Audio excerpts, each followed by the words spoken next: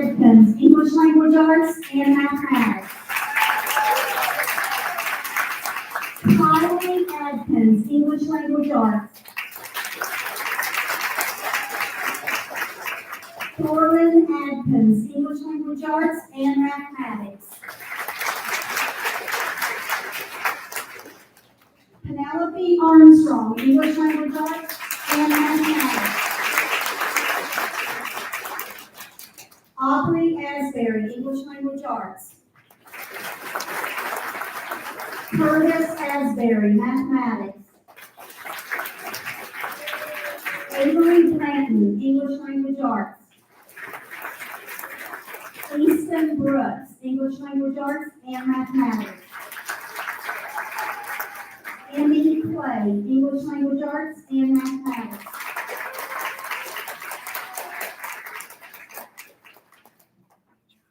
Kinley Clay, Mathematics.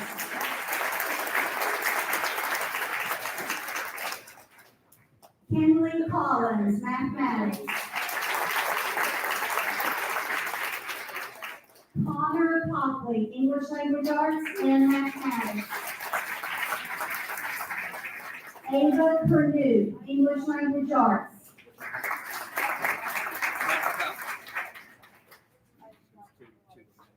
Connor Copley, English Language Arts and Mathematics. Maya Davis, Mathematics. Zara Dearnell, English Language Arts. Noah Del Papa, English Language Arts and Mathematics. Carmen Eaves, English Language Arts and Mathematics. Eli Elkins, Mathematics. Aiden Hall, Mathematics.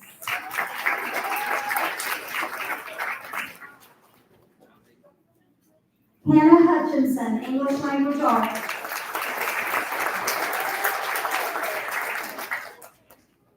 Isabella Jackson, Mathematics. Adeline Gerald, English Language Arts and Mathematics. Piper Jervis, Mathematics. Case Kramer, English Language Arts and Mathematics. Kanan Merritt, English Language Arts.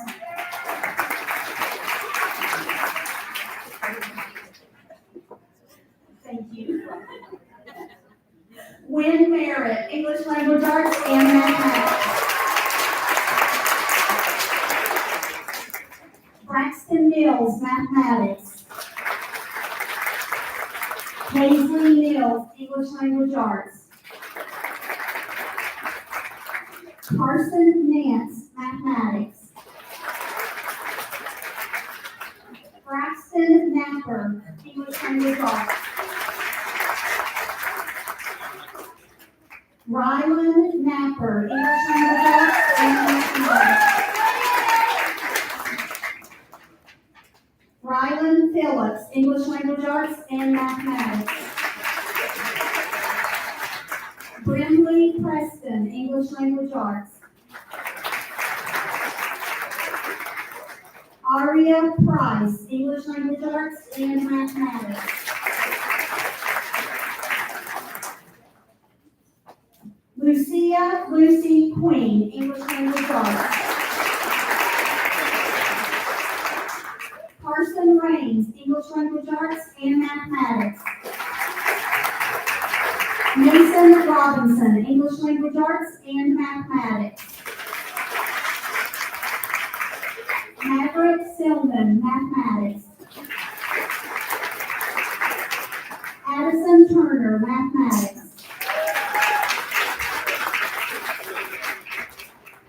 Harlow Wilson, English Language Arts. Preston Wooten, English Language Arts and Mathematics. Chloe Young, Mathematics. mathematics. Okay, so parents and grandparents and guardians, we're going to line the students up so that you can get pictures. And then we'll give anybody who's here just for the Wayne Elementary recognitions a moment if they need to slip out before we move to the next school. You guys want to?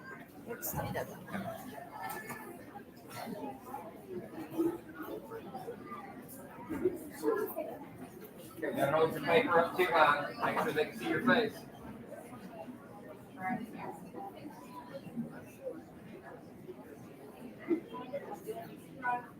We've got room down here.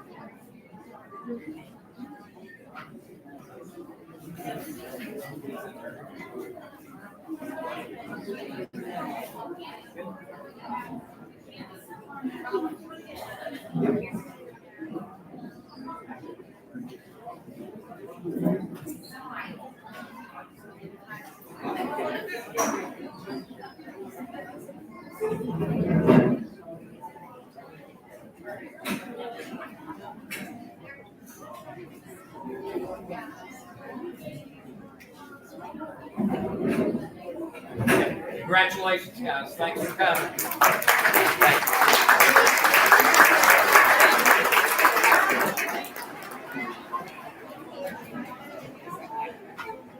Here's your next group up.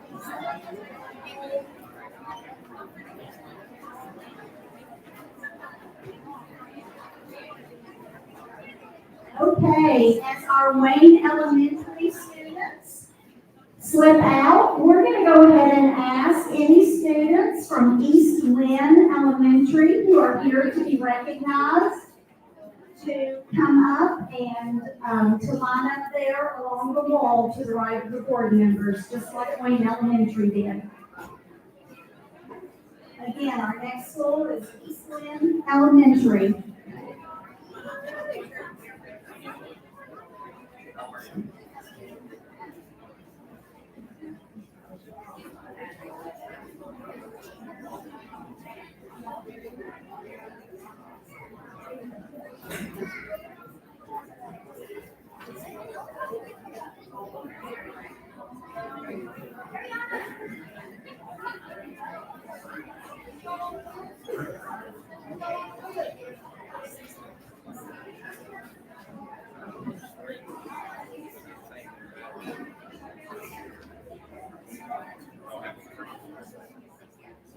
Are there any other students from East Lynn Elementary?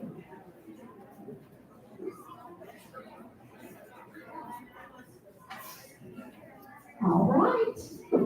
We're going to go ahead and get started with our next group. We're going to begin with Sadie Adkins, English Language Arts and Mathematics.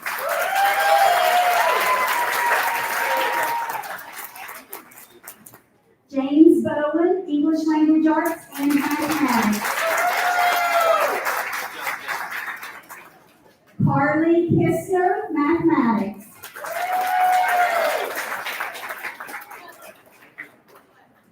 Haley Maynard, English Language Arts and Mathematics.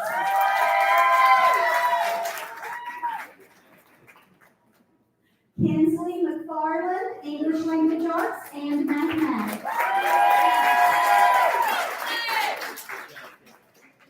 Maisie Mills, English Language Arts.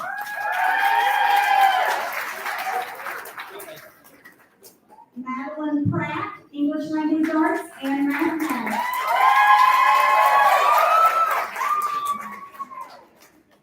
Dakota Rakes, English Language Arts and Mathematics.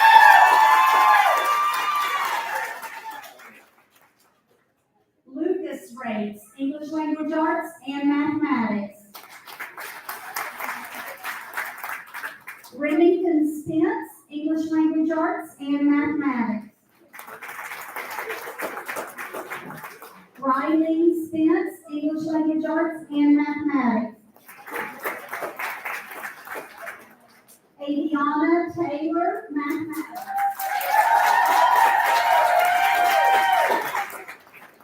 Payson Vaughn, Mathematics.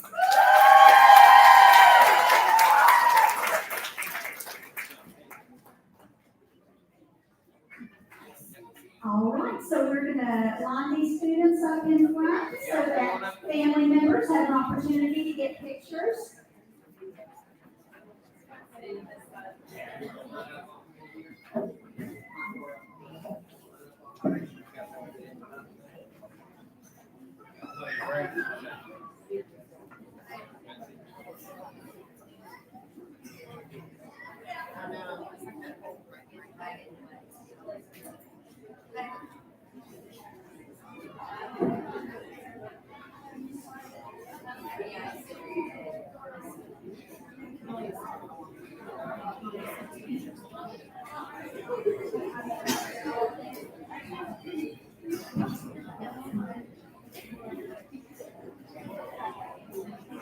Great job, guys. Thank you. Thanks for coming.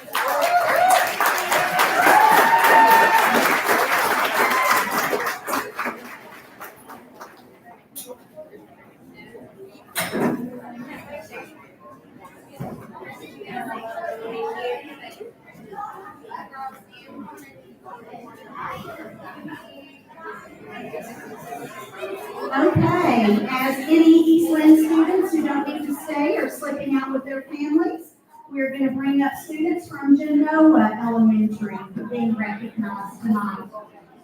We have students from Genoa Elementary who are going to come up and move over by Mr. Alexander, please.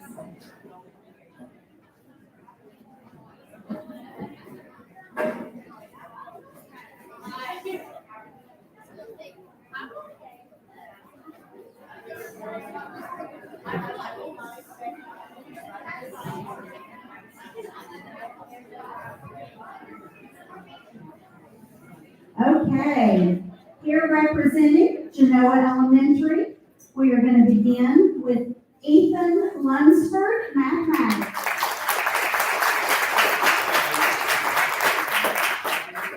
Ariana Thornhill, English language arts.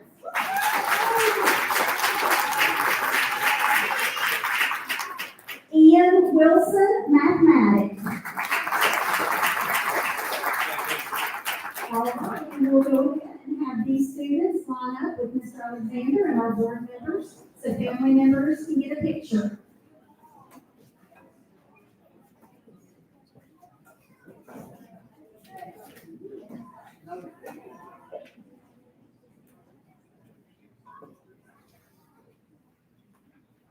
Great job, guys. Thanks for coming.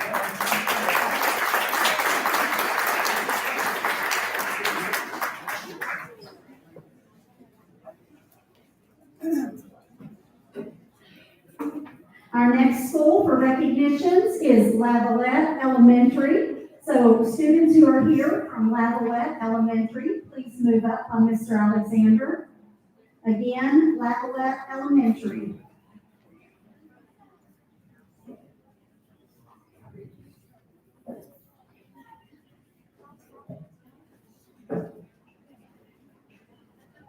All right. Leading off, Lavalette Elementary, we have Gage Abbott, English language arts. Paisley Allen, English language arts and mathematics. Brady Blankenship, English language arts. Vanessa Booth, English language arts. Liliana Carter, English language arts. Autumn Curry, mathematics. Hunter Day, mathematics. Nora Epling, mathematics.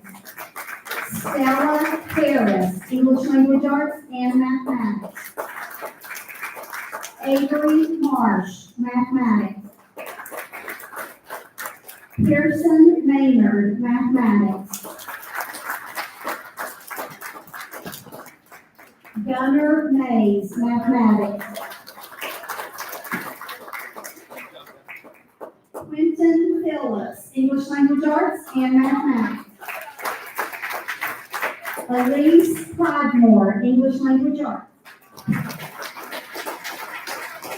Macy Watts, mathematics. Warren Willis, mathematics. Jason Wood, English language arts and mathematics. All right, so Lavalette families, we're gonna let our students gather up front so that you can get a picture.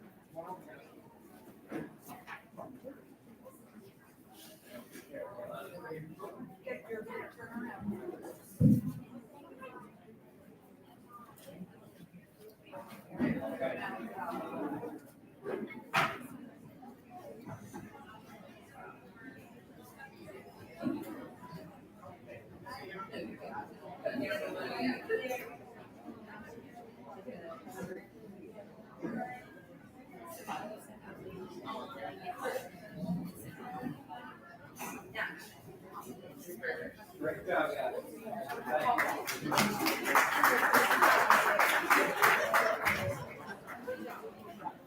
All right, we're going to go ahead and transition to the next school. We are next going to be recognizing the students who are currently at Wayne Middle School. So if you have students from Wayne Middle School, you're going to move up front over near Mr. Alexander.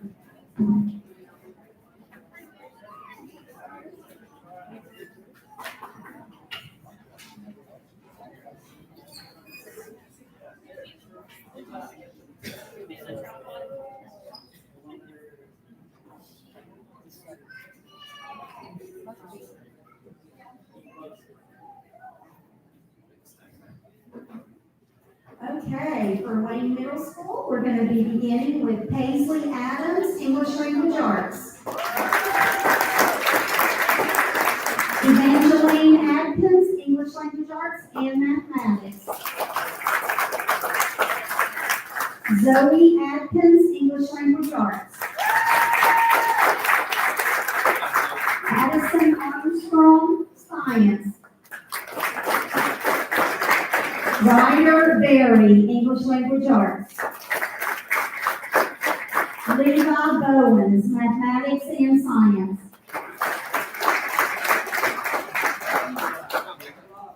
Ava Brooks, English Language Arts and Mathematics. Lori Popley, English Language Arts and Mathematics.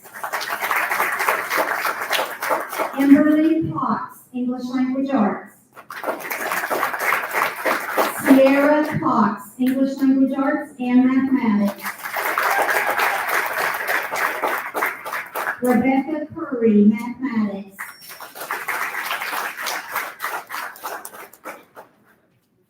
Adriana Daniels, English Language Arts.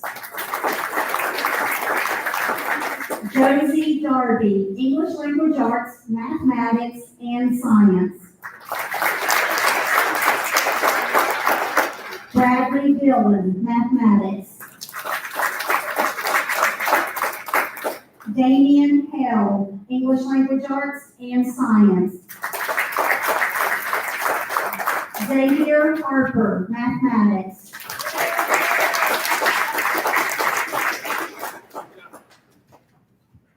Britanna Hazen, English Language Arts and Mathematics. Darian Jackson, Mathematics. Jaden Jervis, English Language Arts and Mathematics. Elizabeth Markin, English Language Arts. Trinity Maynard, English Language Arts. Tripp Mays, English Language Arts, Mathematics and Science. Landon Messer, Mathematics.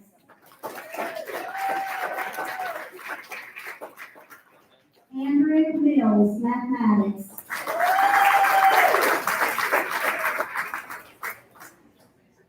Zachary Mills, English Language Arts.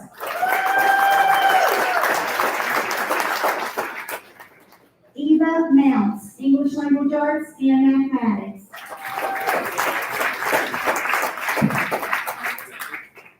Brooke mathematics. Kennedy Napper, English Language Arts and Science. Sophie Napper, English Language Arts and Mathematics. Kendall Oney, English Language Arts. Sophia Perry, English Language Arts. Brandon Porter, Mathematics. Gracie Pratt, Mathematics.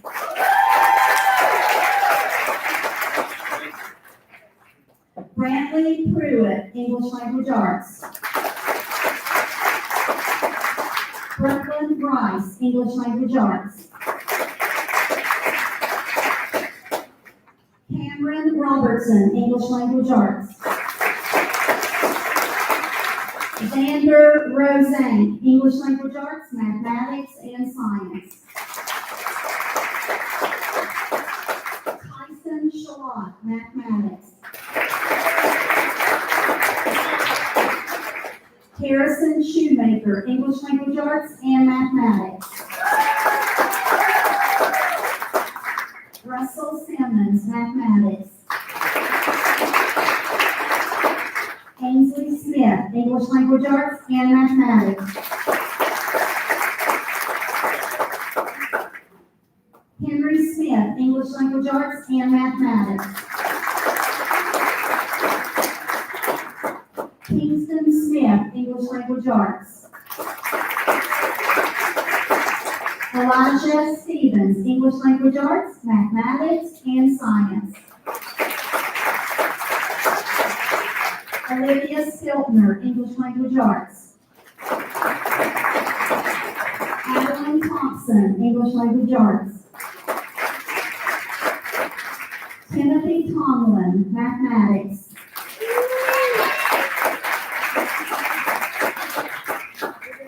Logan Turner, English Language Arts, Mathematics and Science. Evan Vaughn, Mathematics. Calix Watts, Mathematics. Sophia Wilson, English Language Arts. Bentley Woodyard, English Language Arts and Mathematics. All right, so we're going to have our Wayne Middle School students line up here along the table in front of our board members so that family members can get pictures.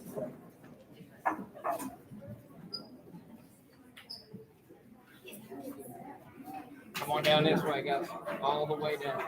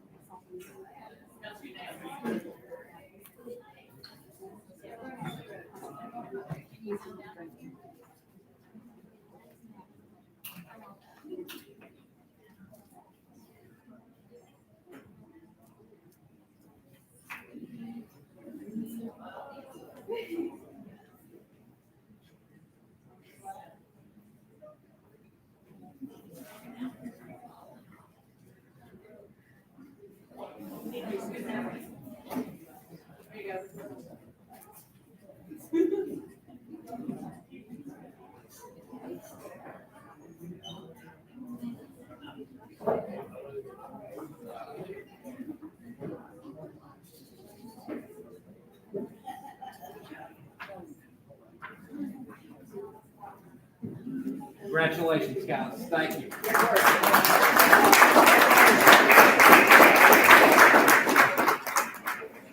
Miss Staley.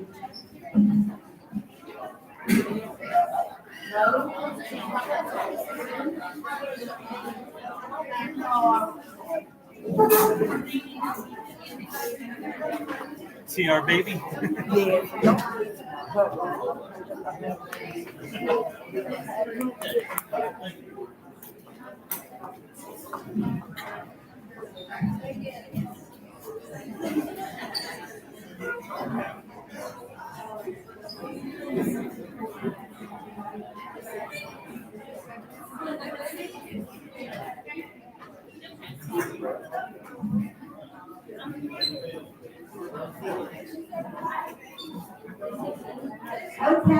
So as our friends from Wayne Middle School are exiting, if you are a freshman at Wayne High School, if you're a ninth grader at Wayne High School, and you're here to be recognized, we're going to go ahead and bring those students forward.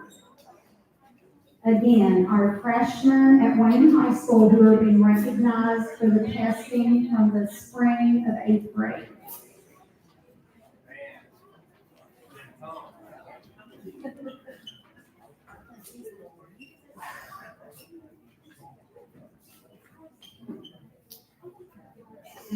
All right, so we'll do the freshmen first, and then we'll do current seniors who took the SAT school day.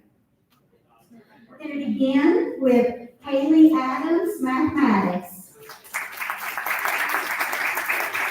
Landon Atkins, mathematics. Zoe Castle, mathematics. Sophie Cornwell, English language arts, mathematics, and science. Greenlee Cox, English language arts and mathematics. Sarah Curry, English language arts and mathematics. Allison DeWeese, mathematics. Danya Earp, English language arts and mathematics. Taylor Fry, science.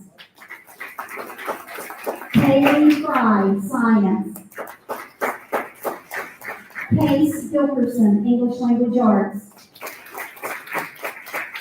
Jackson Hodge, English language arts. Jamie Hunley, mathematics. Hayden Hunter, science. Preston Jackson, mathematics and science. J.C. Gerald, English language arts. John Justice, English language arts, mathematics, and science. Josie Larson, mathematics. Ella Mathis, English language arts, mathematics, and science. Kaylee Maynard, English language arts, mathematics, and science. Madison Maynard, mathematics and science. Autumn Merritt, science. Bentley Napper, mathematics and science. Nathaniel Norman, science.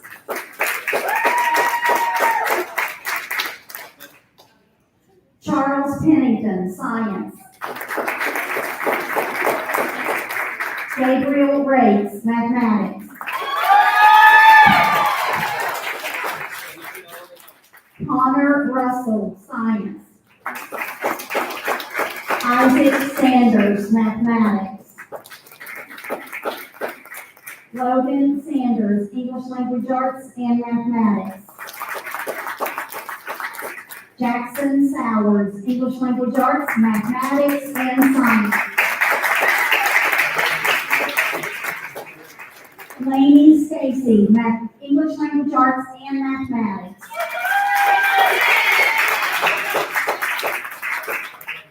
Bailey Vanus, English language arts, mathematics, and science.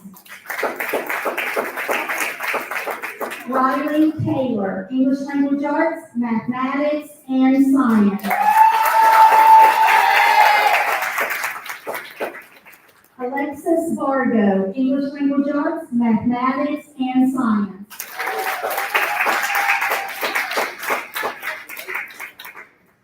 Emma Webb, mathematics. All right, so we're going to go ahead and have our students from Wayne Middle line up with Mr. Alexander and our board members so that families have an opportunity for pictures.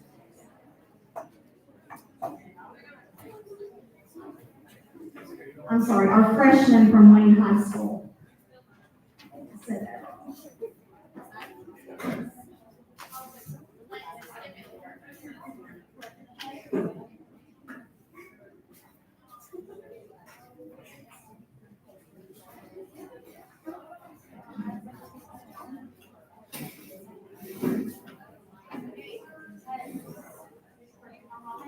Thanks for being here, guys. Congratulations.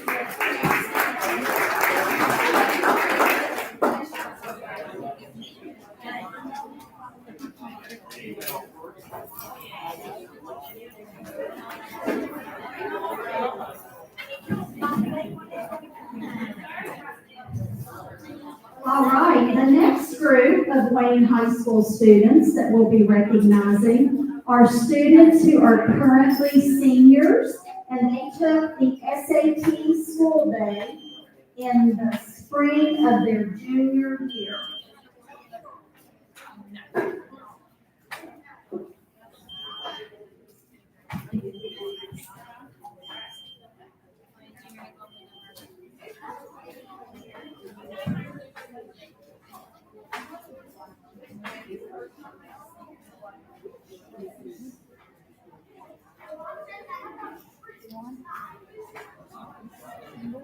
So we actually have, for Wayne High School continuing, we have current seniors who took the SAT school day, and then we also have a series of recognitions from the College Board National Recognition Program. So for Wayne High School, beginning, we're going to start with Garrett Adkins, English Language Arts. Marshall Adkins, English Language Arts and Mathematics. Matthew Adkins, English Language Arts. Chloe Bozak, English Language Arts. Hannah Bryant, English Language Arts. Mara Christian, English Language Arts. Christopher Copley, English Language Arts. Benjamin Cox, English Language Arts and Mathematics. Phoebe Davidson, English Language Arts. Hannah Farrell, English Language Arts. Kylie Hunter, English Language Arts. Sarah Kirk, English Language Arts. Amos Lemaster, English Language Arts. Madison Moore, English Language Arts. Ethan Neal, English Language Arts and Mathematics. Jaden Plew, English Language Arts. Elizabeth Ratcliffe, English Language Arts. Kaylee Robertson, English Language Arts. James Rowe, English Language Arts.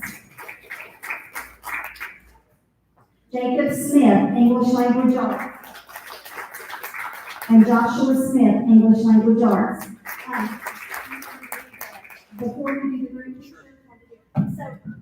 we do the group picture, the SAT school day, we're going to go ahead and talk a little bit about the College Board National Recognition Award. So we're very proud to celebrate the achievements of our students who earned academic honors from this College Board National Program. In 2025, College Board offered 3 awards to students of all backgrounds and across schools nationwide. They offered the First Generation Recognition Award, the Rural and Small Town Recognition Award, and for the first time, the School Recognition Award to honor top performing students in every high school. In order for students to be eligible for these recognitions, they had to verify their eligibility during their sophomore or junior year by meeting the following criteria. They had to take the PSAT or National Merit Scholarship Qualifying Test in 10th or 11th grade, the PSAT 10 in 10th, and or AP exams. They also had to earn a cumulative GPA of a B+ or higher, which is at least a 3.3 GPA by the time of submission, and they had to be one of the top 10% of test takers in their high school among first-generation college students in their state and or among rural and small-town students in their state, or earn a 3+ on 2 or more distinct AP exams. So we do have some Wayne High School students also receiving those recognitions. So we're going to start those with Chloe Buzek with the School Recognition Award, as well as the Rural and Small Town Recognition Award, as well as the First Generation Recognition Award. Congratulations, Chloe. We would also like to recognize Phoebe Davidson with the School Recognition Award, the Rural and Small Town Recognition Award, Lily Sowers with the School Recognition Award, and the Rural and Small Town Recognition Award. Way to go, Wayne High School. So we're going to go ahead and have our students who are here tonight come stand with Mr. Alexander and board members so that family members can get a picture.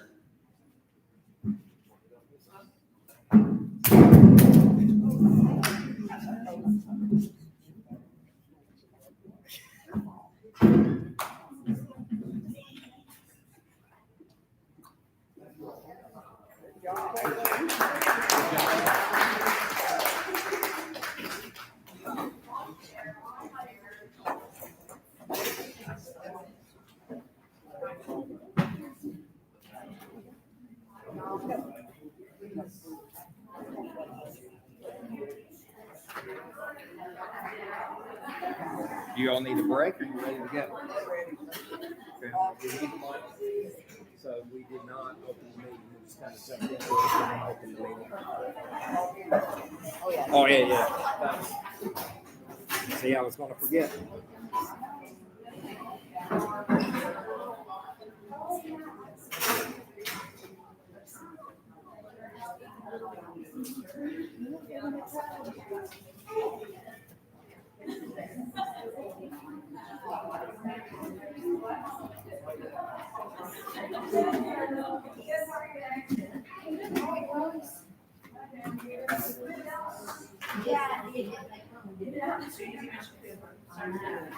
Can you hear me?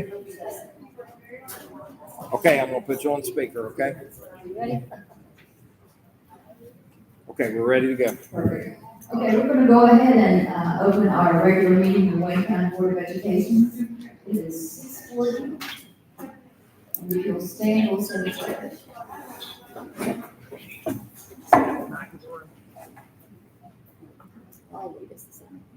Pledge allegiance to the flag of the United States of America and to the republic for which it stands, one nation, under God, indivisible, with liberty and justice for all. Let the record show that all board members are present in person except for Mr. Ashworth, who is joining us by phone this evening. And we've just completed our recognitions of the spring 2025 students who exceeded standards on our West Virginia General Summative Assessment. I think that was a lot of good news that we had, so we can move on to our presentations. Measuring success with Nikki Stanley. We're actually going to start with Tanya Bellman. She's got some data that she wants to share. We're going to piggyback some interesting data with you guys and tie this into measuring success. So one of the things that we have to do as part of the Third Grade Success Act every year is we have to, of course, have a universal screener, which is what we use Renaissance for. And we have to have a fall benchmark window, a winter benchmark window, and a spring benchmark window. And that's how we determine if students need to be supported further with their academic skills in reading and math. It's one of the ways that we determine eligibility for intervention programs and services. So when Nikki put this data together for the State Department, which was what, two weeks ago maybe. I was curious because I started thinking about, we began to do this when the Third Grade Success Act took effect. And so I just wondered, sometimes when you're in the thick of doing the work every day, it can kind of feel like, you're climbing uphill with quicksand up to your knees, and sometimes you have to take a step back and look at the big picture to really know that what you're doing is working. And so I just, for my own interest, wanted to see, and I was really pleased with these results. So we took the data from the first fall that the Third Grade Success Act was in effect, which was the fall of 2023, and we took the BOY, which is beginning of the year benchmark data, and we looked at students in grades K through 8, and we compared the percentage of students who are falling at the 25th percentile in terms of proficiency in reading and math or below. According to our state determined cut scores for the Third Grade Success Act, those are the students who are eligible for intervention services and supports. Now, we always see much larger numbers in the fall with all of the benchmarks, not just the universal screener, which is Renaissance, that looks at skills, but also with the benchmark assessments like the Cambium for the GSA, that portal, as well as even Progress Learning for high school, which aligns with the SAT school day. And the scores are always lower at the beginning of the year because we're looking at skills and standards that students will learn throughout that year in that particular grade level. So of course, the bulk of them are not going to have mastered those skills at the beginning of the year before they have been taught those skills for those standards. So I just wanted to kind of get a feel for what kind of overall impact this shift in practices is having. So if you look at the top of the page, you have this year's data with K through 8, the number of students tested, the raw number that fell at 25% or below, and what percentage of that particular student body across the county that is. And then you saw the change from 2023, which was the implementation of all of those science of reading and science of numeracy based practices. Below that, at the bottom half, you'll see that data from that first year. And then you'll also notice with an asterisk at the very bottom, the beginning of the year benchmark data for last year is unavailable in this format because Renaissance did a data sharing agreement with the West Virginia Department of Ed, so they were able to pull that directly. But this year we went ahead manually and did it also so that we could cross-reference the data and just see what kind of gains we're making, if we're making gains. So you want to see, as you'll see under the first chart, you want to see a negative change from 2023 to 2025 because that means that fewer students are entering the school year with skill deficits and gaps that put them at the 25th percentile or below. So if you go down and you look at literacy on the left and numeracy on the right, we see some pretty significant drops. And remember, the beginning of the year data is always the lowest because we're looking at skills and standards that students have not been taught yet. So when you look at this, and you see the kids who are coming into a grade level, they're coming in stronger than they were 2 years ago. And this is an indicator of that in most cases. There are a couple of pockets where there's minimal under the numeracy piece. You've got, if you look at fourth grade, it's like a 0.1%. So that's pretty much a wash there. And then in third grade. Do keep in mind, though, this is an apples to oranges comparison. So those would have been the kids who were first graders 2 years ago. So, and those were also kids who were really impacted with all of the shifts that took place with education during COVID as well, during the pandemic.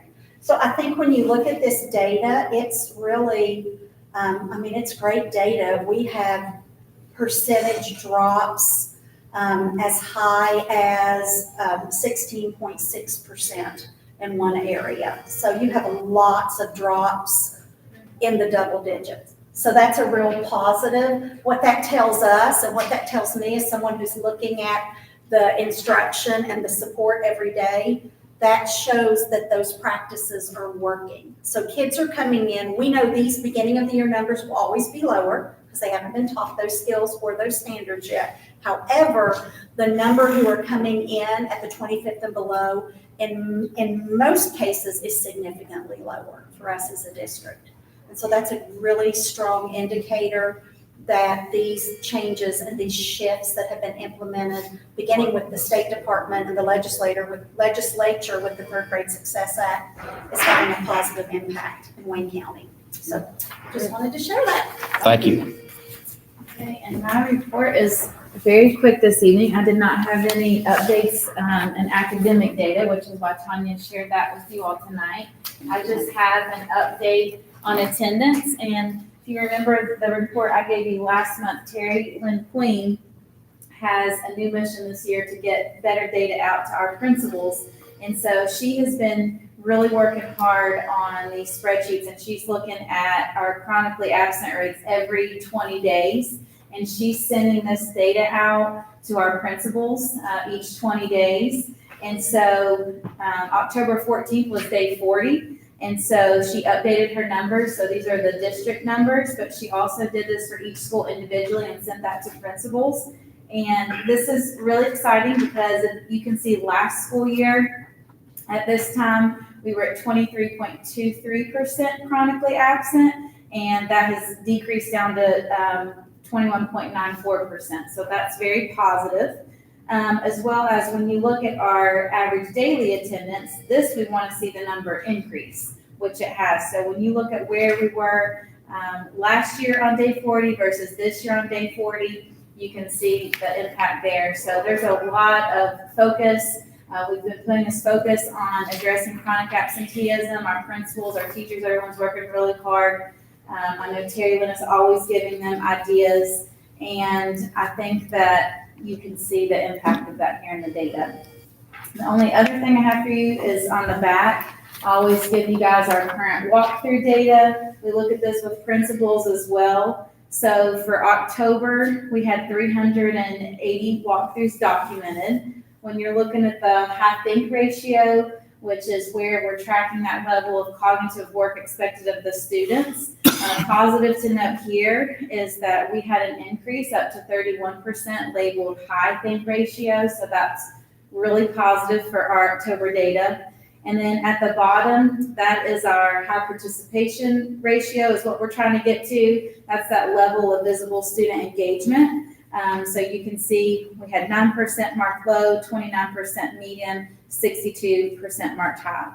So our goal there is to get that high ratio to 70%, which is a very lofty goal, but that's what we strive to. So we'll be sharing this with principals and keep doing those walkthroughs with them and hope to see those increases there as well. Fantastic. Thank you. Thank you. All right, we can move on to our good news section of the agenda. Yeah, I have several things. If you'll remember, a number of years ago, we received a grant from the state through the Higher Ed Policy Commission to participate in the Gear Up program. And it's a 7-year grant. And our students that were in 7th grade that are now juniors were the first group that were a part of that grant. And Gear Up has just recognized both Spring Valley High School and Wayne High School as champions of college access and success. And they had announced that last week. So that was good news. The second item I want to mention is Tulsa High School has qualified a cross-country runner for the state meet for the first time in school history, and that runner is Carly Bryant. And so she'll be competing this coming Saturday in the state cross-country meet. In addition to that first-time entry for Tulsa High School, Spring Valley High School qualified both their boys and girls teams. Both of those full teams will be competing on Saturday. And the Wayne High School boys won their region. They finished first in their region. They compete on Saturday at 1:45. And Bella Cyrus off of the girls team also qualified to compete in the state tournament, and she will compete on Saturday as well. So all of that is good news. Excellent. In addition, we had the Spring Valley High School's Pro Start program and their engineering program. If you remember, they team up annually for a culinary competition that combines both STEM and cooking. This year it was held, I believe it was in Wheeling, and they had an opportunity to compete in that competition.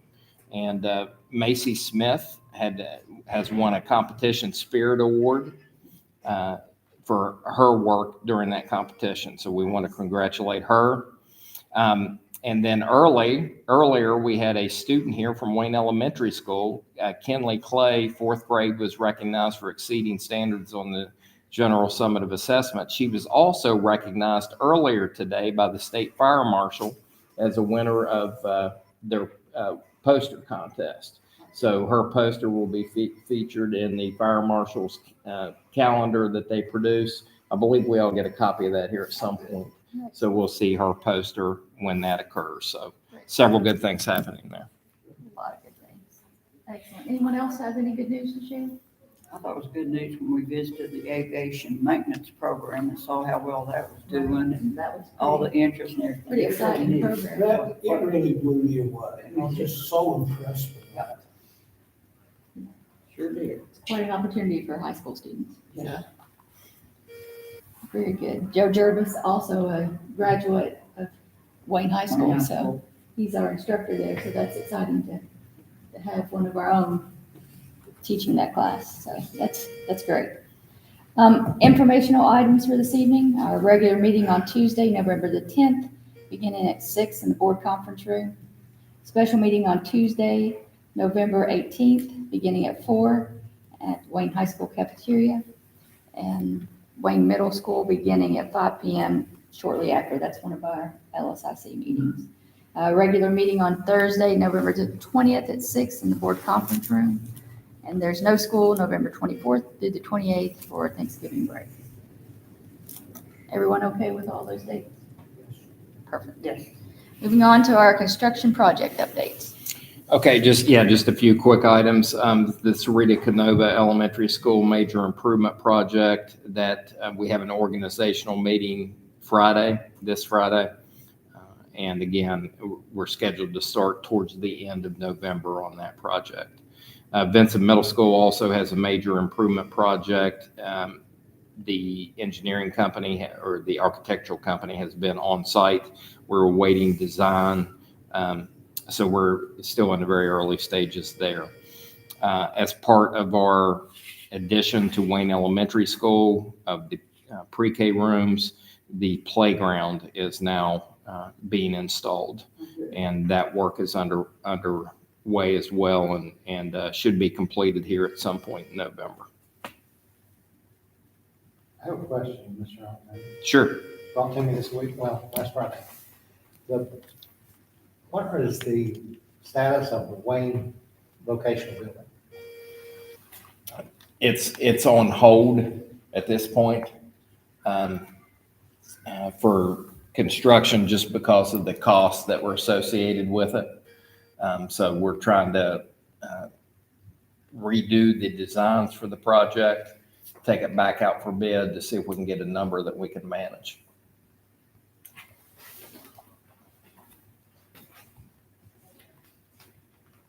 All right, any other questions? Do we have any delegations this evening? No. And Mark, as a follow-up to that, when that went out for bid, the original budget for installing that building was I remember it was. it was supposed to be like 300,000, and it came in at like $1 million.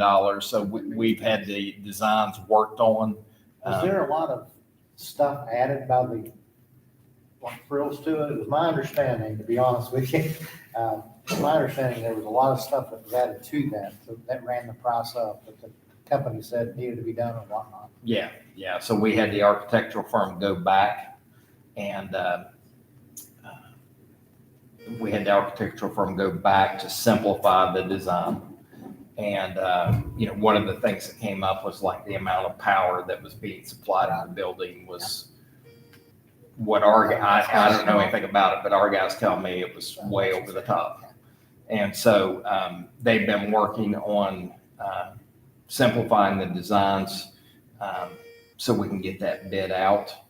And so I'm hoping that maybe this summer we'll be able to get that out for bid and maybe get started on going up. And is that something that a local construction company could bid on? I mean, Yes. it doesn't have to be one of the big names. like- No. And that's what we're gonna need Right. to be able to get it up. We just gotta get it pared down in order to do that, I think. All right, no delegations this evening, so superintendent reports. Yeah, so in your separate items that were provided for you for tonight's agenda that came with your packets, the first up is our transportation efficiency report, and I've referred to this at a couple of our previous meetings. If you'll look at page 1 of your separate attachments, you have the efficiency indicators. Now, usually when we receive these, they're more of a formal format that we receive. We actually had to request this. Bill had to contact the State Department to request the score. They had sent us notice that we had been marked as needs assistance on this, but we didn't have the actual scores. So these are the areas that the state looks at when ranking the transportation departments. And Bill, I'll let you, if you want to come up and talk about what those categories are. There's a couple of documents here. I don't know if you have them. You do have the score sheet, but that top sheet is a list of the efficiency criteria numbered out for you. Okay, thank you. I think that we made some notes on there for you, and there's some notes on that scorecard there, that efficiency scorecard. Trying to make some notes out. I hope that makes sense to you, but as you can see, one thing I want to point out to you, on the first page I gave you, you'll see a note there that says, right about there. Here, you look at this. I got one right here, I'm sorry. Number 2 says that the mechanic efficiencies are on a state average, and the driver efficiencies are on a state average. That's not so. I don't know why they claim that it's a state average. They average us with the 11 counties that our inspector has. That's how we're being averaged. Okay, so it's not statewide. It's So just regional. It says it's statewide, but they're using regional numbers. And to me, you put us in a 55 county statewide average, I guarantee we come in a lot lower than a whole lot of counties, but it makes it difficult when you got a few small counties and small fleets. They have a lot less, chances of having deficiencies or defects, where we're looking at 100-some buses that we're keeping on the road and functional and safe. Do you know what the other 10 counties, who they are? I do not know his counties. I know, like Lincoln County, he may have Cabell, and then they've got him spread out to other parts of the state. It really doesn't make a whole lot of sense how they have them assigned. The only reason I know he has Lincoln County is because the new transportation director in Lincoln, she don't do now, but her husband was in our region, and they pulled him out. So when she got that job, so that's how we ended up with Ray Dickens. And Ray is a very fair man and does a great job. But they don't have all 55 counties. No, they have multiple state inspectors, and they assign them regions or assign them counties. And we know that we're pretty sure he has 11. How often is the inspector in the county? He comes, well, it depends. He's come 2 weeks in a row. Last week, we had an inspection. We have one tomorrow. We had one on the 6th. So this will be our 3rd inspection this year.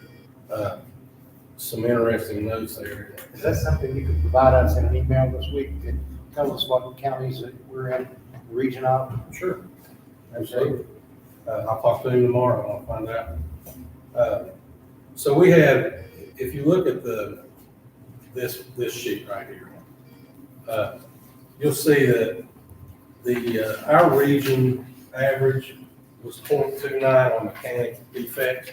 Now, mechanic defects are things that either have happened within the 40-day period. So we have to preventive maintenance. We have to do PMs on those buses every 40 days or less. So a lot can happen in 40 days. So sometimes a bus will come in and they don't have a mechanical defect, not to the point where the bus is broke down, just something, it can be something simple, but something that a driver is not responsible for picking up on a pre-trip. So the driver's part of it, the driver defects, those are things that they should check, or they should catch on their pre-trips as they do those every day. Okay, and not necessarily pre-trip. It's not all just pre-trip stuff. It can be other things, and I'll tell you what those are in a minute. But that mechanic defects, our region average, as you'll see there, was 0.29. I'm sorry, I take that back. That's our street. We were at 0.29. We have 0.29 defects, mechanic defects per bus. The average in our region was 0.20. So you see, we're right there with this region average. And then the driver defect, the average in our area was 1.15 driver defects per bus. And you'll see, the average, or the average was there. Ours was 1.64. So that's not real significant in my mind. But what we do is we have tried to narrow down and pinpoint what our inspector is looking for when it comes to driver defect, because he can emphasize something when he chooses.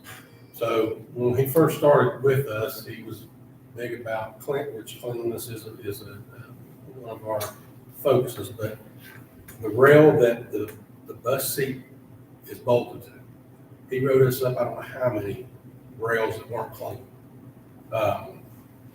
And so we started nailing that, and that became something he couldn't find, so now he's looking for something else. Then he starts on, a defect could be even the crossing mirrors. So those mirrors that sit out on the hood. So those mirrors, what those are for, if you don't know, is that the driver can see directly in front of the bumper. All right, because the kids, they cross right in front. Well, they're supposed to cross at the crossing arm 10 feet away. But still, yet you've got those mirrors so you can see directly in front. So my drivers take this serious because I challenge them. Part of the reason why we're on this assistance is because of our driver defects. And that's something that he wrote us up on over and over, saying that our drivers' mirrors are out of whack, whatever, not focused where they're supposed to be. So I had a driver stop me just the other day, and she said, I really want to ask him and show me how he wants those done, because she's about this tall. Well, Ray's about 6'1". So when he sits in that seat, everybody knows you get in somebody else's car, that you're going to have to adjust the mirrors in the seat. So once he sits in that seat and backs that seat up, he's not seeing what Inga's seeing, which I'm living. She's like, so she ends up with a driver defect, which was on her only one. And he said her mirrors are out of adjustment. And Jill and I both checked everybody's mirrors on when they come in that morning to make sure that nothing got knocked out of whack or whatever, because it can happen on the roads that we're on. They get knocked around sometimes. So the defect was she was too short and needs to get taller. Exactly. I can't help you with that. Our taller bus drivers. So how subjective are these defects? I mean, Okay, I can tell you my opinion. They're very subjective. Some of it's very subjective, just like that. right. You don't have a specific list of things that they are looking for? We have, oh yes, we have what they call an out-of-service manual. And that's what our mechanics go by, that out-of-service manual that tells them exactly what every piece of that bus has to be just like this. Every mechanical piece, everything. So that's what we follow. And that document also has it's a section that says, it's called regular driver defects. We provide that to our drivers so they have it. When they go to inspection, they can look at that and see what typically a driver will overlook or what they'll usually get written up for. We provide them with that document. At this point, we've had 20 buses inspected, and we've had 12 buses with 0 driver defects. Quick question. Are you still doing those forms that had like a bajillion things that they had to check off every day? That's the pre-trip. So you could follow if there was something, a discrepancy on that, and then what was written up, you could follow those forms to see if that was checked prior to. We could totally pull that and say, look, you check that or you didn't check that. Right. It's going to show that it was checked. I'll jump ahead to something that's just curious. See on this thing, primary defects, secondary defects. How are those terms defined? What's a primary versus a secondary? So a primary defect has to be fixed now. A secondary defect has to be fixed within 15 days. So once he inspects a bus, he puts a sticker on, it's good for the rest of the year. He inspects each bus one time each year. So if we run into a primary, we've got to get it done. The bus can't go out until that's done. And I would assume that's something really, a safety defect. Yeah. Rating, well, I can just be serious. Primary would be something significant in my mind. Yeah, it's like a slack adjuster, right? You know, drivers will not see that slack adjusters out there are 90, they have to be at a 90-degree angle. That's to do with the braking system.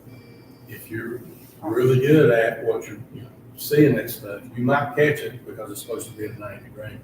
If he comes in, he'll slap that square on there. And if it's out 1 iota, that's going to be a defect. Now, that's usually a mechanical defect or mechanical defect. So mechanical defects basically is on the mechanics.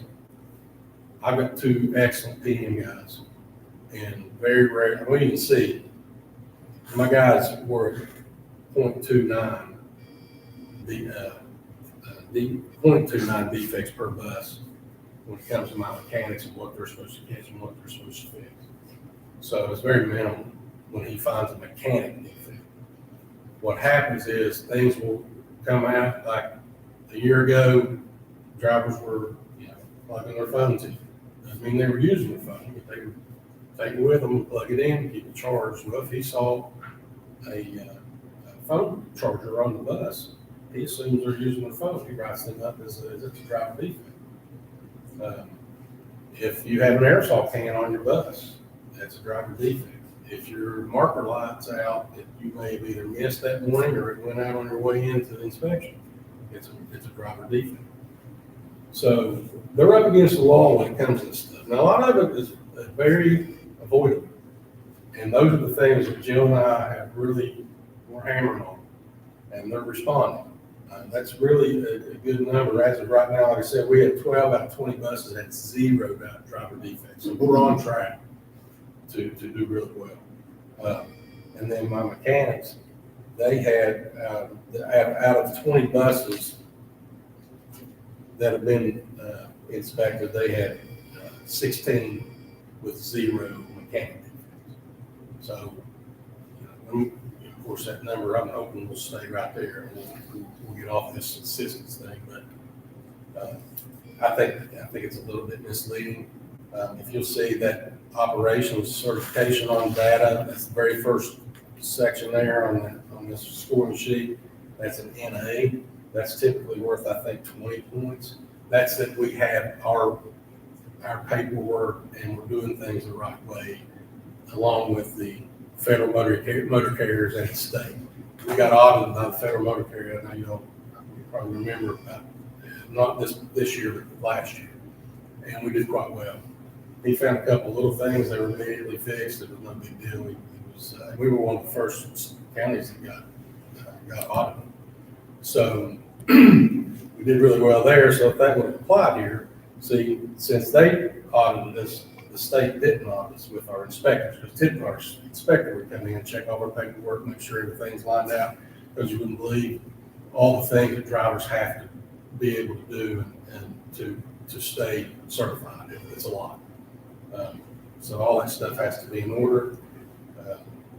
So as you can see there, our spare buses, they gave us 0 out of 5. By the way, this is all or none. You don't get any partial anything. So when we didn't hit this mark with these defects, we got 0, 0. Those categories are 25 points and 20. They weighted those categories, and I see why. I understand, because the buses have to be safe for kids. But it's an all or none. So we got 0. And we were awfully darn close to our region average. It ain't like we were way off. But we got 0 points on spare buses. Was that new for this year, the 0 points? They were given partial. I've not seen a report in 2 years. They revamped a little bit of this last year. They kind of got it out to us, not real effective. But the 0 all or none thing, if I'm not mistaken, is just this new guy. So they're trying to raise the bar and to get to lower the rates overall for the state. And so I think they had, how many counties were on needs assistance? I think it was like 16 or 17. Yeah. And I don't know if they knew. I didn't know. I found out from my superintendent. So I wasn't real happy about that. And this spare bus number, they gave us 0 points out of 5, which I know that's not a lot, but it adds up. Yeah. Our spare buses are supposed to be between 15 and 30% of our fleet. No less, no more. And I don't know where they're getting their number, because in fiscal year 24, which is pretty sure this is where these numbers come from, because it's a year lag. We were 16% of our fleet was spares. And I asked him, where are you getting the number? Because that's not right. And he tells me that, well, a lot of counties go in and they don't change, they don't put an out of service date. When you remove a bus out of service, you have to go in the system and put an out of service date. I said, well, that's not us. Because we do. I do it, and if I don't do it, Kate beats me to it. So if we are not using a bus and it is down, we're not going to use it again, we take it out of service. And I said, well, that's not it. So I don't know where you're getting your number. This year, well, fiscal year 25, which you did last year, we're at 20%. I don't know, since I've been there, we've not been out of compliance there. I don't know where we're getting the number. I want to argue the guy because he can make it really hard on me, so I just let it go, I guess. But that's not accurate. We should have got at least 5 points on that. I know what he'll die on and what not. So yeah, it's not, it's nothing we can't do. We're gonna get off this. So what do we do to get off of it? Do we just? I think that, well, my They'll do the point system again a year from now. Oh, you have to wait a whole year before you can Yes. even be Yeah. reevaluated. Okay. And, they've not come in to take over. It's, you're on the radar. Right. I've already submitted a plan to Mr. Alexander. The plan's been submitted to the state director. That plan's in your packet as well. Can they provide you with a little more detail on what, We asked for it today. these numbers? We asked for it today, actually, because my coordinator's not real happy either, because we feel like we're doing a pretty darn good job. But that's this page is what he's saying, is that you all have that. I just wonder how they decide what region you're in. Just your assignment for your inspector. Oh, okay. Yeah, because I'm pretty sure Ray's told me he has to go north, and then he's down here with us. I don't know. I think they had him spread around. Similar counties. Similar counties would be. Yeah. Well, I think it's a good goal for the state to have, to try to decrease those defect rates and to, they've raised the bar on it. And so in response, will raise the bar. Right, but they at least need to give us a level playing field so we know what we're, you know, supposed to be Yeah. looking for, or Yeah. numbers to shoot for, or something. Sometimes it seems arbitrary. A little more information. But we'll need it. We'll get back to where, where we gotta be, and we'll set the bar for them, Sounds like a plan. Or anything else I can help you with? Yeah, and the better the counties get, the harder it's going to be Right. to meet the standard. But that's okay with, especially with transportation, that's okay. I would be interested to see who's in our region. I'll try to get that from him tomorrow, and then I'll get that out to you all. Perfect. Any other questions? Thank you, Bill. Thanks, Bill. Thank you all. Appreciate it. Okay, Greg Miller had presented to us before, or had spoke to us before about the CTE report, the accountability report. So that's the next item in your packet. And Greg had mentioned before that we had scored 99 points out of 100 for the CTE accountability data. And so you have that information there in front of you. Also, he gave a separate copy that I laid out in front of you as well. So you'll see the different categories there. The percentage of enrolled students who received a minimum of one transcribed credit for a state-approved CTE course, and then it lays out the targets.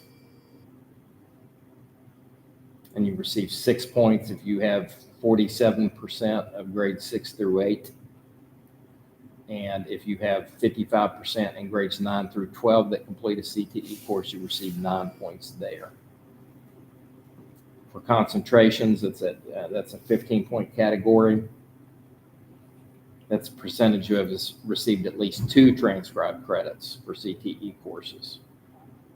And the target's 34%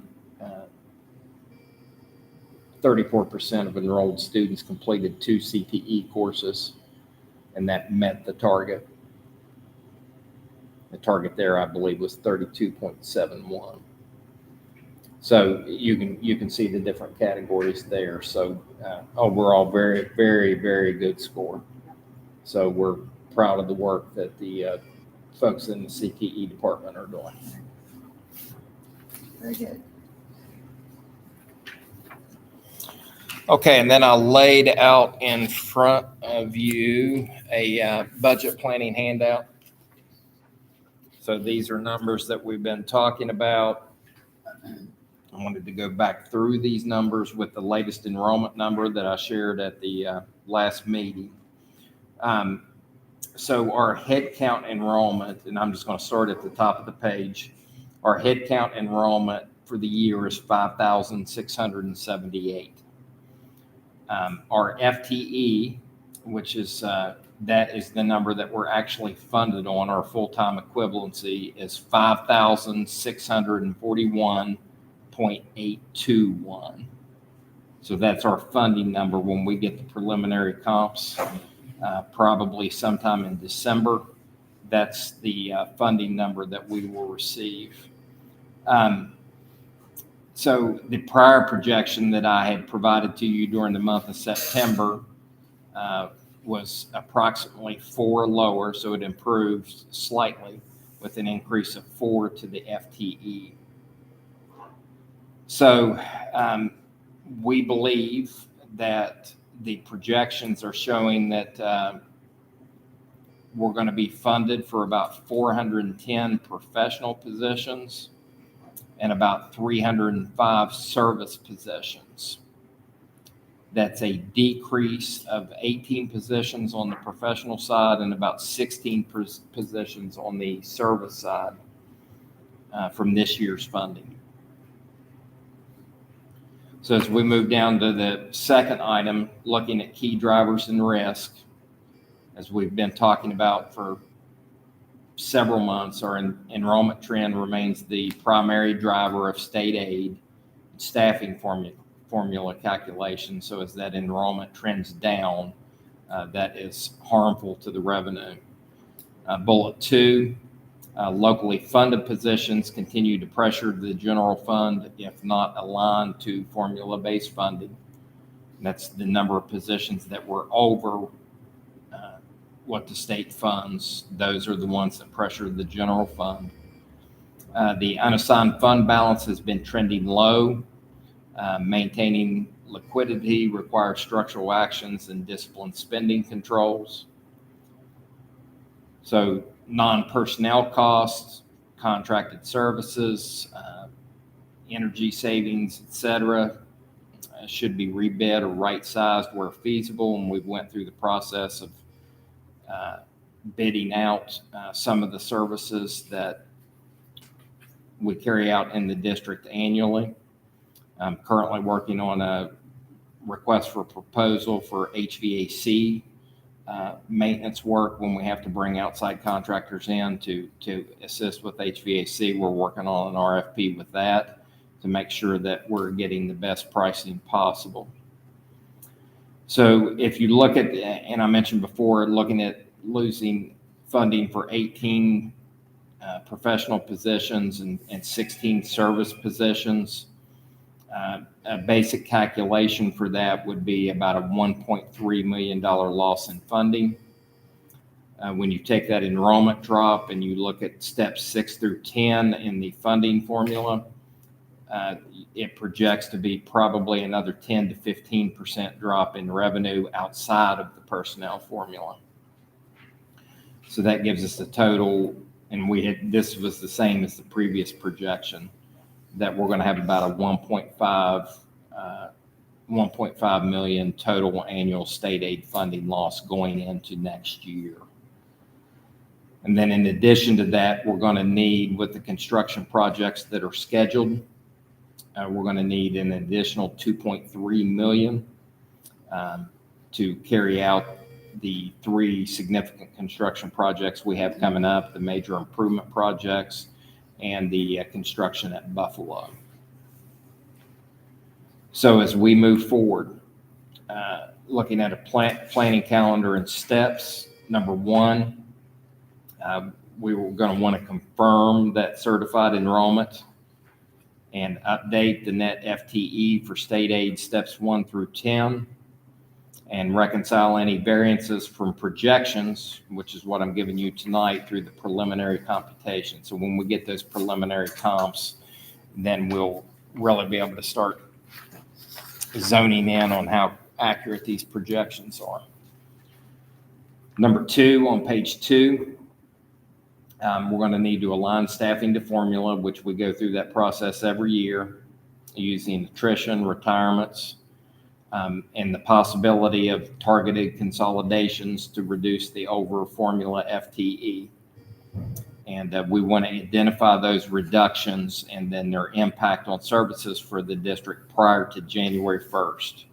So we're going to try to do everything earlier this year with the numbers that we're dealing with and the fact that consolidations have to be something that we look at. We're going to try to move the timeline up on all of these items and do that budget work earlier. Number 3, we're going to need to map restricted funds correctly to allowable costs and see if there's items in the general fund that can be absorbed through some of the restricted funds, the federal and state grants. Number 4, we want to do a hiring freeze on non-essential positions, manage overtime, substitute costs. We've talked about substitute costs. All those are important items.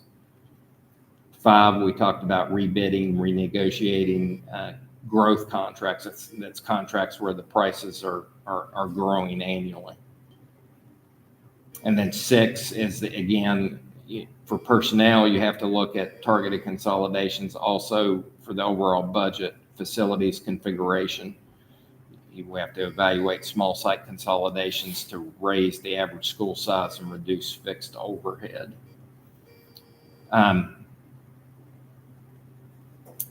Just looking at the estimated impacts, the rule of thumb is that about every 10 FTE equates to about $500,000 in cost. And then structural balance may require a combination of personnel alignment, non-personnel savings through contracts and services, and facilities configuration to reduce the recurring general fund pressure. So for discussion would be, as we move forward in this budget process, is there any areas that you want us to specifically look at for budget reductions and to collect information on and report out on? And then specifically, if we're going to be talking about facilities configuration scenarios, we're going to have a talk about, possible targeted consolidations. What information, is there any information that that you want to see for those particular things as we continue these budget discussions? Probably not the facilities thing that I want to see, but I mentioned it last year during RIF and transfer. I've mentioned it to you on other occasions about reducing the contracts for the 261s. And I've talked to multiple principals and assistant principals, and they feel that their contracts are more than they need on 220s and so forth. So I think that's something that we need to definitely look at. I've Okay. talked to other counties about their central office staff and their contracts. Many of them, and correct me if they're not telling me the truth, Mr. Huggins, but many of them told me that the two people that they had on, the two departments that they had on 261 was the superintendent and the finance officer. And the others were on smaller contracts. 240 or below? Yeah. I ran some numbers, and I was actually trying to get them together for you tonight. And the numbers that were coming out, I didn't trust them, so I didn't want to give them to you tonight. But I've ran some different numbers on central office costs. So for the next board meeting, we'll do some comparisons and look at overall salaries being spent at the district administrative level. I know that. It'd be like our directors, our supervisors, Yeah. coordinators. Yes. Oh. Yeah. So FTE, how many positions do we have? And then the salaries associated with those positions. And then what is that total cost? And then comparing it to other districts. And so I've ran some beginning numbers, but again, wasn't 100% trustful of the numbers. And so I want to make sure that the information is accurate before I provide it to you. I do believe that we are no higher than 29th in the state of West Virginia in central office costs. And at last look, we were the 12th largest school district in the state, but we fell 12th for district we fell 29th for district administration cost. And then I've seen another projection that we're actually 35th. I'll prepare a report on that, and then we'll look at length of contracts and what those numbers do overall financially. Mr. Alexander, Yeah. in the 7 years I've been on the board, that's one of the things that we were originally looking at, and I don't know whether you have a rundown of it, but we have reduced central office over those years. It's probably almost to the point where it'd be hard to reduce it more, but can you expand on that? Yeah, I would have to go back and pull the specific positions, Dennis, but yeah, there's been several positions that we consolidated over the years. And then positions up at the central office that when folks retired were not replaced. I can get a rundown on that as well. I understand that. My point is, though, we're losing student population at a pretty good clip, just to put it mild. And I want to keep everybody that we possibly can that have daily direct contact with a student. That's my thing. And I have nothing against administrators, none whatsoever. But my thing is with the budget issues that we're facing, if we've got people that are telling me in our schools that they don't need to have a 220-day contract, then why do they have a 220-day contract? Right, so you're telling me that you have principals telling you that they I have have. more days? I absolutely have. I think people tell me that too, really. Because that Well, I believe we should have as many, And I know how many days. We raise those all along. When do we know about retirements? I know we have a few people that are retiring that we are aware of.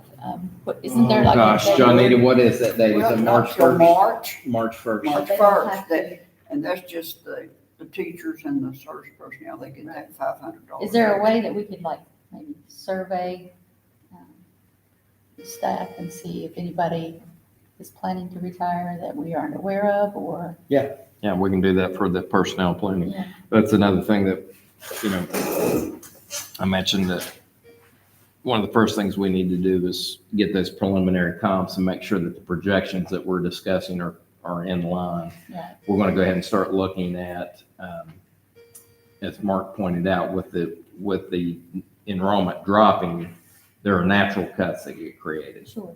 So, you know, for example, and it especially happens at the elementary school level. Right. You know, you have 3 third grade classes, you're not going Right. to have enough kids for 3 third grades, so there's a position. So we need to look at all those and see how many positions that leads to automatically, or how many would project that we would be cutting now. And to Mark's point, as the overall size of the district drops, we have to right size services along with it, to make sure that we don't end up top heavy. So I'll pull numbers and we'll look at numbers from similarly sized districts and all that. We can look at that. Anything else? Our overtime management, I know that we've kind of kept an eye on that in the past, but Could take I think if we could get that. Closer eye. Yeah, if we could get that report from you again, that we got there for a while, Okay. just so we know exactly what's happening there. I will say, can you provide us with what is? Yeah, we did get one, Yes, for a while, and then it kind of fixed itself, and then we haven't had We it haven't for a had while. one for a while, no. Yeah, and remember, that's part of the financial accountability document from the Okay. state. They calculate a certain percentage of overtime costs that are expected. And then if a county goes over that mark, that shows up as a red mark, and we've been within that number. But yeah, I'll be glad to provide those. Most of our overtime costs come with,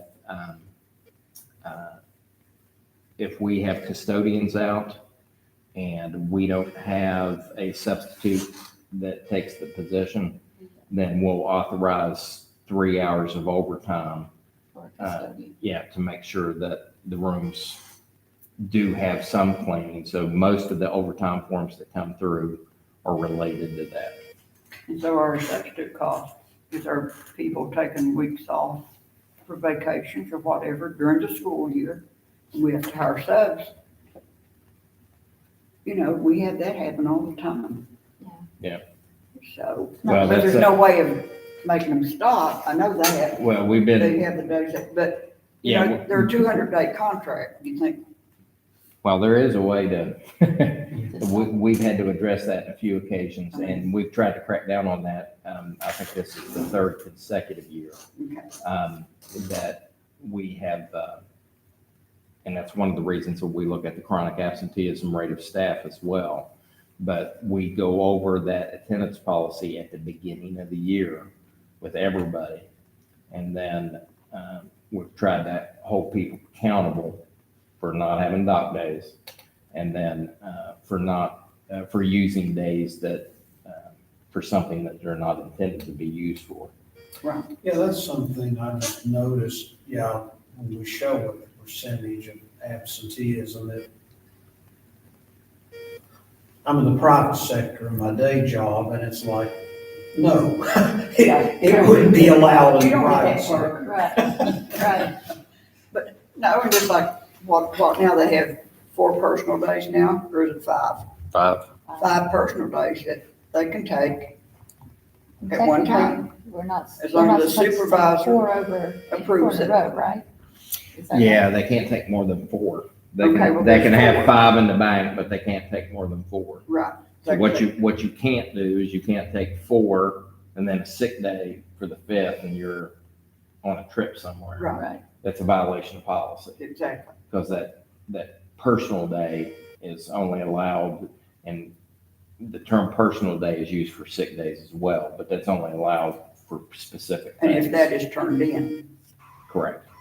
you know, I think we kind of need to talk to Hold our principals. our principals and everything too, and get them on board Accountable with that, there. because everybody should be accountable. Everybody should be treated the same. from one school to Exactly another. right. Well, and I had mentioned before, and I haven't done this, but I need to pull some state, I need to see if the state can provide us any type of attendance data statewide to give us an idea of where our number falls. I would say it is a problem statewide. I know that from being in the Yeah. legislature. Because it's like, everybody across the state was saying, if we don't use them, we're gonna lose them. And, you know, it's like, there's no incentive to keep them like I was able to use for years of service or insurance. I chose years of service. Now, To me, that's dumb. he's talking about if you don't use it, you lose it. Is that something was, situation that was, caused by the legislature, and do we need to let them go back and bank them again and use them when they leave? I tried that, it was 2 years. I introduced the bill. It didn't go anywhere. But yes, it was. It comes up yearly, and that comes up yearly. And then on the other side of the issue, what comes up yearly is that right now, everybody's awarded their days at the beginning of the year. It's always been that way. And so what you get into is, They use it. if you have a first year employee and they miss 5 days and then they resign at the end of September, they didn't earn 5 days. No. But they were awarded the days up front, and that's required by code. Yeah. And that becomes an issue, and I think people would be, Unfunded liability, right? well, I think people would be more responsible with them if you got them as you earned them. And that's something I that do comes too. up in the legislature every year too. Well, and another thing too. Okay, so they can't use it for retirement, but it's sick leave. That's what you use it for. So you have these people that use all their sick leave, and then you have people that will donate from their own sick leave to give these people if they're out for a long time, which I'm not saying anything, that's fine. But I think you should just be smart enough to save those days. Agreed. But Okay, it's always been that way. any other items? What other contracts do we have out there that we could rebid? We're doing the HVAC. We've done the mowing. Is the mowing yearly now, or was that a 3-year? Painting. It's, everything is yearly Yeah. with the option to renew for 2 additional years. And we're gonna have a hard time beating that mowing price. So I can go through the list of services Let's see if there's anything. that else. we're using. And cut them a little bit.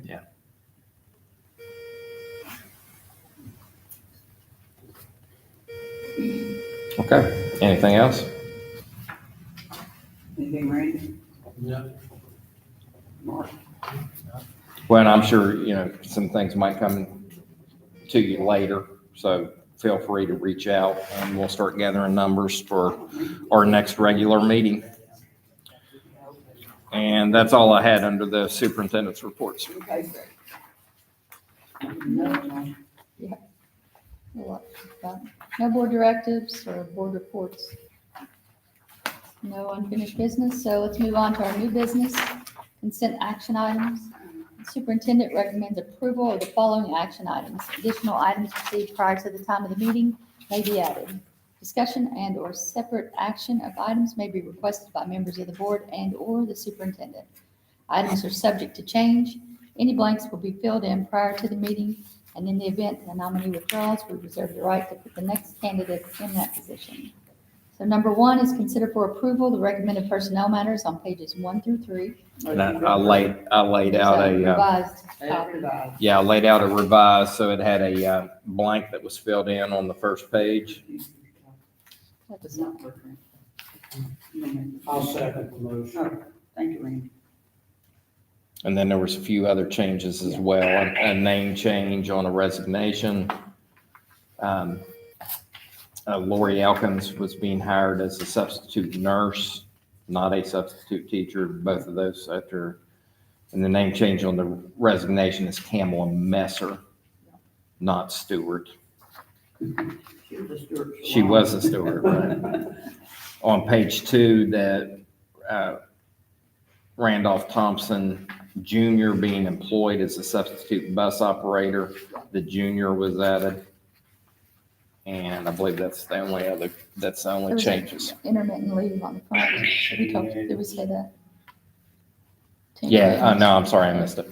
Yeah, at the bottom of the page, the leave for FMLA is an intermittent paid FMLA, and that's Tammy Daniels at the bottom of the page. next to last item on page 1. First page. And then we had a blank because the Yeah, bid for until the return of the regular employee at Fort Gay pre-K through 8 did not come down until Friday. And so we just put it on the agenda as a blank. The recommendation there is Catherine Bills, who's a music teacher, has an administrative degree. She wants to step up into that role while it's available. So that's the recommendation. Excellent. I make a motion as revised. Did you make the motion? yes, I did. Dennis Johnita made the motion and Randy made the second. Yes, I didn't hear it, I apologize. That's all right, as revised. pay attention, then, yeah. And since Sean is stepping up to this position, is that something that we would have to have Mark recuse himself from? I wouldn't think so. It's not a- I'll be safe and I will. Just in case, let's just do that. We'll pull the, Honestly, you're sure not going to ask me to walk all the way up there. No. Go down to the 100 building. I'll give you my hand. turn your ears off. Yeah, turn yours off real quick. We are going Turn your to actually pull for separate consideration the Sean Ross to serve as principal at pre-K, or Fort Gay pre-K 8. Do you want to start with that one? Yeah, let's start with it. Do I have a motion? Motion Second, to approve. I'll second it. second, Dennis. Okay, so Johnita made the motion, Dennis made the second. And this is for Sean Ross to serve as principal at Fort K until the return of the regular employee. Any questions, concerns? All in favor? Aye. Any opposed? Motion carries 4-0. Mark, you. Mark recused himself from that vote. Thank you, Mark. Go on in, Mark. All right, now back to the rest of the personnel matters. So you want to go with the motion and second? Motion, yeah, we'll just keep it. Johnita made the motion, Raina made the second, as revised.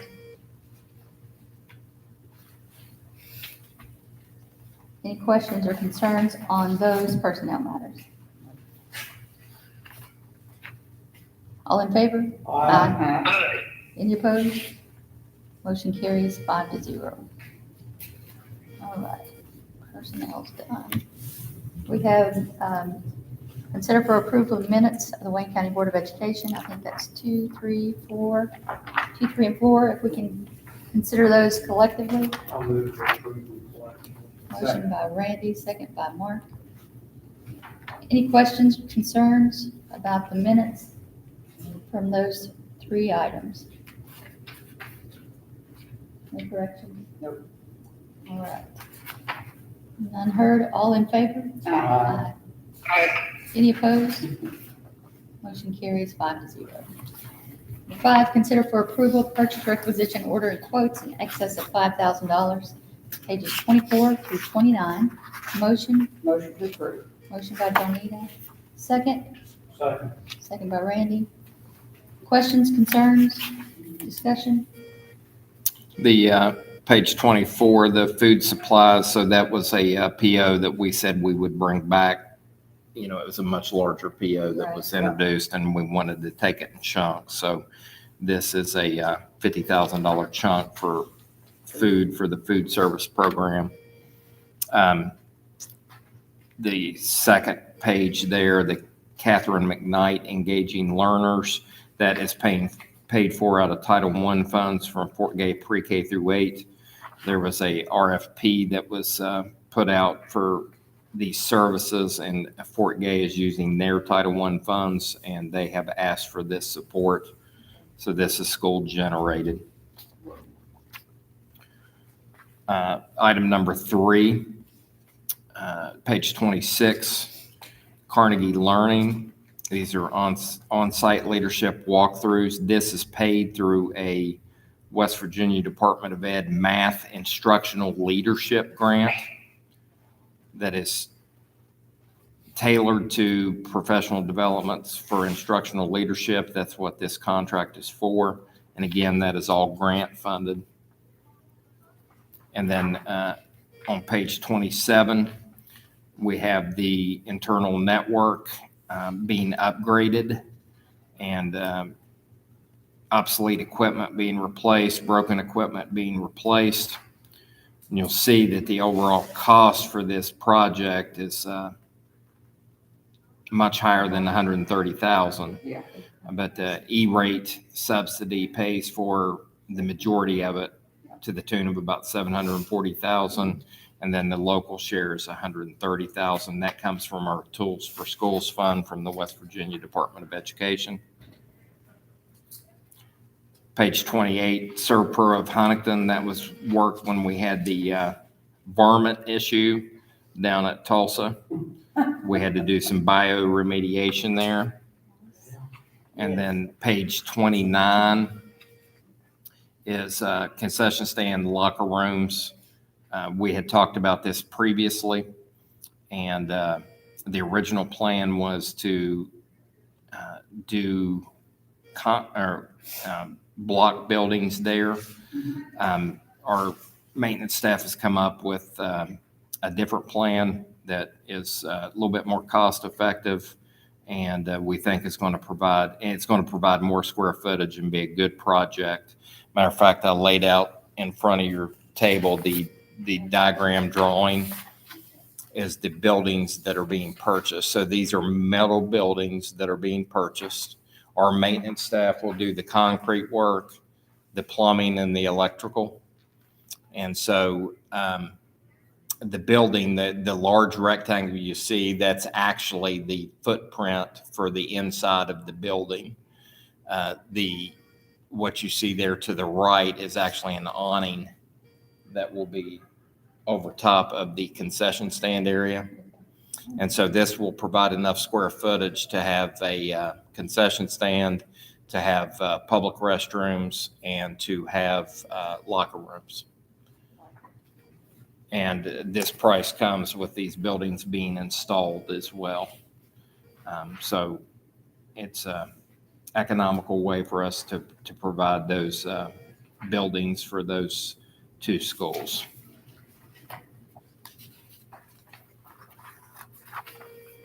I'll make the motion. Dennis already has. Johnita made the motion and Randy made the second. Okay, missed it again, sorry. That's all right. That's okay, Dennis. All right, so this is for our purchase requisitions. Again, Johnita made the motion, Randy made the second. Any other questions or concerns on those? None heard, then. All in favor? Aye. Any opposed? Motion carries 5-0. New business, separate action items. Number 1, consider for approval the out-of-state travel request. Our employee to travel to the Midwest Band and Orchestra Clinic in Chicago on December 16th through the 20th, funded by Title II funds. Motion to approve. Motion by Johnita, second. Go for it, Dennis. Dennis. Your turn, Dennis. Okay, Okay, second by Dennis. Questions or concerns on that travel? I remember when that little employee was hired. No names. All right. None heard, so all in favor? Aye. Any opposed? Motion carries 5-0. Number 2, consider for approval the resolution authorizing the classroom display of the national motto, "In God We Trust," in district classrooms, permitting schools to accept privately donated compliant displays for their classroom use with no public funds used, and directing the superintendent to implement associated procedures. Make a motion. Motion by Mark, second by Johnita. And page 30 is the resolution authorizing the classroom display. And again, this is exactly in line with the legislation that was passed that authorizes the display of these signs in the commons area. This resolution just extends that to all classrooms.